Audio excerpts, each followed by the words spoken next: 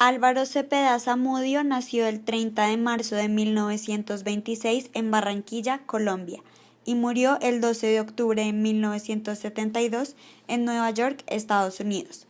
Cepeda Zamudio es uno de los autores de poesía más reconocidos. Realizó los estudios de periodismo en Nueva York, donde entró a Columbia University. Estos estudios fueron comprendidos durante 1949 y 1951. Cuando Zamudio decidió regresar a su tierra natal, obtuvo importantes trabajos. Uno de estos es el director de diarios como El Nacional y el del Caribe de Barranquilla. Este gran escritor tuvo sus picos altos. Por ejemplo, en 1951 alcanzó a tener una columna en El Heraldo, la cual se titulaba La brújula de la cultura. Zamudio fue reconocido como un artista intelectual, el cual lo único que siempre quiso fue tener un gran conocimiento sobre todo lo existente en el mundo. Encontró la necesidad de buscar, acoger y aprender de otros literatos, tanto los temas como la forma de narración. Desde joven Zamudio tenía la costumbre de leer obras literarias de grandes escritores como Hemingway, Borges, Steinbeck, Sarovan, Valdés, Galdós y muchos más escritores, tanto nacionales como internacionales. Con una totalidad de un poco menos de 50 años de vida, Álvaro Cepeda Zamudio alcanzó a escribir 2 grandes cuentos y una gran novela. El primero, Todos estábamos a la espera, cuento escrito en 1954.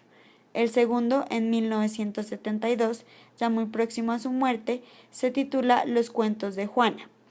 Aunque su gran revelación y gran fantástica novela, La Casa Grande, escrita por él en 1952, es una obra de las más comentadas y alabadas por mucha gente.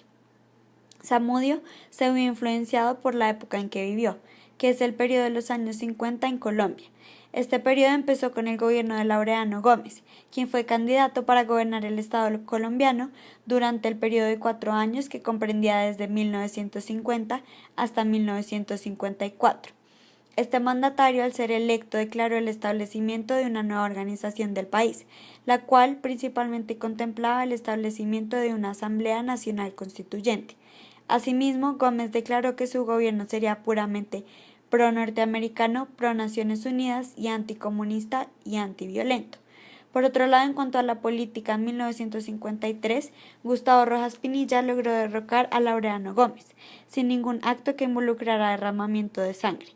Rojas Pinilla era un hombre liberal, quien contó con el apoyo de los conservadores, que en este entonces se encontraban encabezados por el expresidente Ospina Pérez.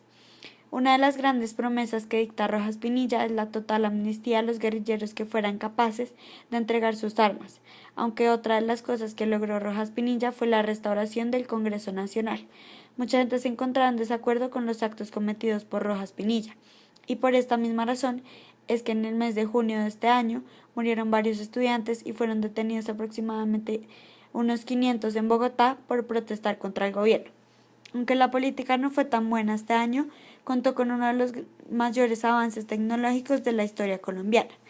Este avance fue iniciado en junio, cuando nació la Televisión Nacional Colombiana y se creó el Instituto Nacional de Radio y Televisión. Aunque en septiembre del mismo año se empezó a realizar las primeras pruebas de transmisión en la ciudad de Medellín. Todos estos medios se encontraban bajo el control del mandatario Gustavo Rojas Pinilla. El cuento El piano blanco, escrito por Álvaro Cepeda, trata de un hombre que en vez de enamorarse de las personas, se enamoraba de las cosas materiales. Este aferramiento hacia las cosas surgió ya que en el vecindario en el que vivía cuando era niño no había cosa alguna con la cual crear un juguete. Con el pasar de los años, el hombre ha intentado luchar para quitarse esa mala costumbre, aunque se da cuenta de que las cosas son mucho más fuertes que las mismas personas. Es así como nos cuenta la historia de su piano blanco, el cual logró seducirlo desde el primer momento en que lo vio. Desde que tuvo la oportunidad de aprender a tocar el piano, su único deseo era tener un piano blanco. Pasaba horas tocando su música en el piano, de modo que llegó un momento en el que ya no le interesaban los objetos que antes llamaban su atención, ahora solamente se podía enamorar de los pianos. El hombre nunca se atrevía a mirar el piano antes de un concierto, para guardar la emoción a la hora de empezar a tocar. Al final de cada concierto, después de haberlo alargado varias horas, siempre terminaba separándolo de él a la fuerza. Esto sucedió durante un largo tiempo, hasta que un día una mujer, la única que se dio cuenta del enamoramiento del hombre hacia los pianos, se negó a que él diera más de un concierto en el mismo teatro y con el mismo piano.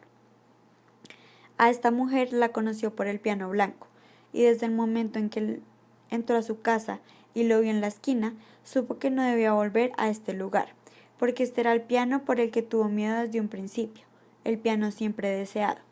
A pesar de esto, el hombre siguió entrando a la casa obligado por la mujer, pero el hombre intentó darle la menor importancia a la presencia del piano en esta sala, negándose a tocarlo.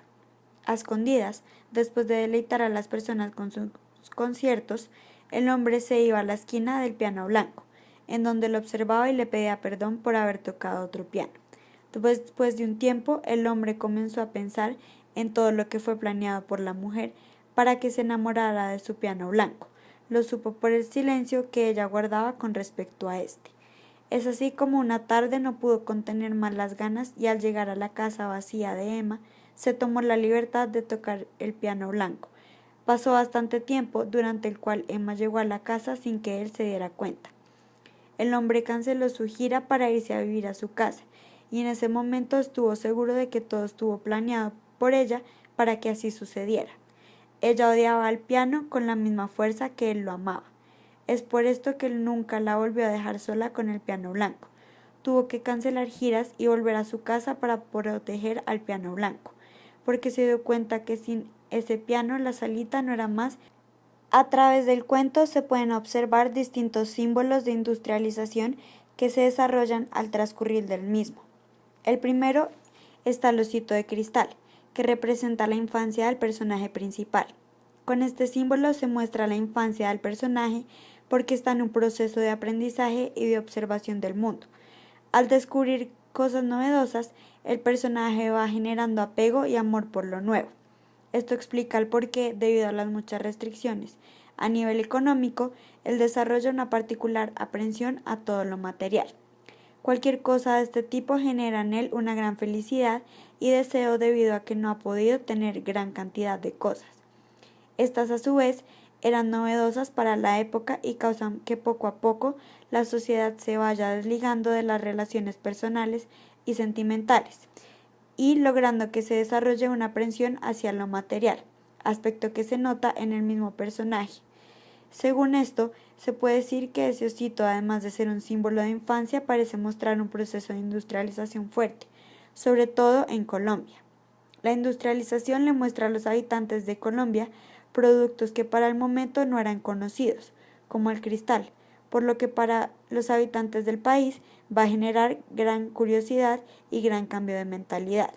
Al encontrar estos productos tan fascinantes, las personas adquieren un apego e inclinación por los nuevos objetos que cada vez les presentan más facilidades y pierden el gusto por lo que ya tienen porque no les presentan los mismos servicios.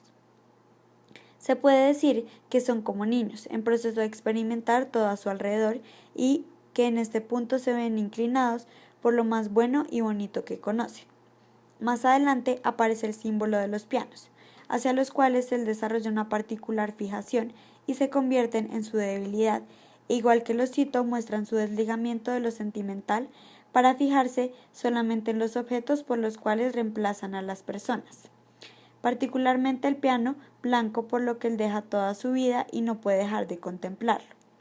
Al igual que el osito, el piano se puede ver como un símbolo de industrialización más madura, porque sobre todo por la nueva música que representa, que ahora era desconocida en la región en la que los personajes se ubican. Y por esto es que al verlo y poder escuchar su música y ver toda la estructura tan compleja que tiene para que pueda funcionar, es que no puede evitar obsesionarse con este elemento y aislarse completamente de las demás personas a su alrededor y que su vida gira en torno a este elemento. Y es mucho más fuerte y maduro este apego, porque ya no es un apego infantil, que apenas está conociendo los elementos, sino que al ver estos elementos, lo novedosos que pueden ser, decide apegarse y entregarse por completo a un solo elemento sin importar lo demás. Esta fijación por los pianos puede ser un claro reflejo de lo que le estaba pasando a Colombia en la época. estaba sufriendo un proceso de modernización e industrialización. Particularmente en ese siglo, Colombia tiene en mayor auge esta mentalidad. Gracias a la influencia de Inglaterra y Estados Unidos, por medio de los puertos entran todo tipo de productos novedosos, especialmente la televisión, que en estos años realizó sus primeras ediciones, que revolucionan por completo la vida de los habitantes en el país a medida que van siendo conocidos.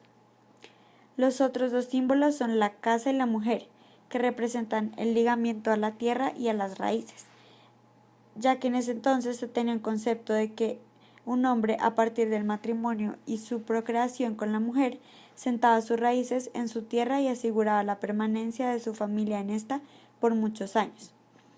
Es la mujer la encargada de la creación y el cuidado de los niños. No podía tener un rol sino dentro de la casa. A su vez, la casa es el lugar de origen de toda persona y donde se une con su tierra y lo propio. Por esto es que en el cuento la mujer intenta atraer al hombre para que esté con ella, arrastrándolo por su punto más débil, que era el piano blanco. Sabe que sería imposible que él no se quedara debido a que conocía su gran debilidad por el piano, y que a sabiendas de esto decide, por astucia y fuerza mayor, al entrar a la casa desconocida.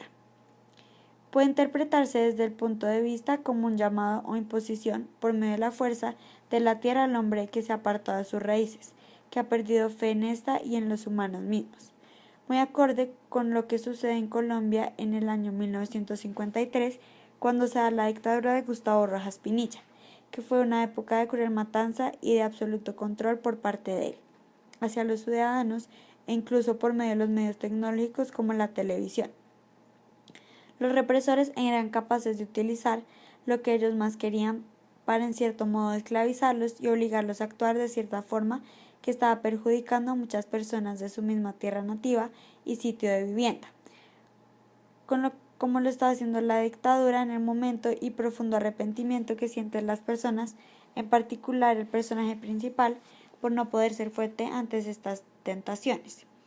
Y al vivir en estos momentos de angustia, el humano pierde la fe en las personas y sentimientos, y se limita más bien a hacer uso de lo novedoso que encuentra, que le proporciona comodidades y alegrías.